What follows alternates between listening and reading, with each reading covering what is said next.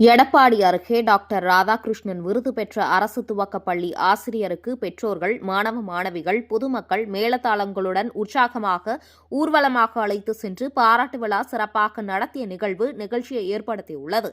சேலம் மாவட்டம் எடப்பாடி சட்டமன்ற தொகுதிக்குட்பட்ட கொங்கணாபுரம் ஒன்றியம் குருமப்பட்டி ஊராட்சி ரெட்டிப்பட்டியில் செயல்பட்டு வரும் ஊராட்சி ஒன்றிய அரசு துவக்கப் பள்ளியில் 182 மாணவ மாணவிகள் பயின்று வருவதோடு 5 ஆசிரியர்கள் பணிபுரிந்து வருகின்றனர். இப்பள்ளியில் பணிபுரியும் தமிழ்நாடு அரசு பள்ளி ஆசிரியர்கள் சங்கத்தின் நிறுவனரும் பொதுச் செயலாளருமான நல்லாசிரியர் முனீஷ் அவர்களுக்கு 2025-26 கல்வியாண்டின் டாக்டர் ராதாகிருஷ்ணன் விருது கடந்த 5ஆம் தேதி தமிழகத்தின் துணை முதலமைச்சர் உதயநிதி ஸ்டாலின் அவர்களால் வழங்கப்பட்டது.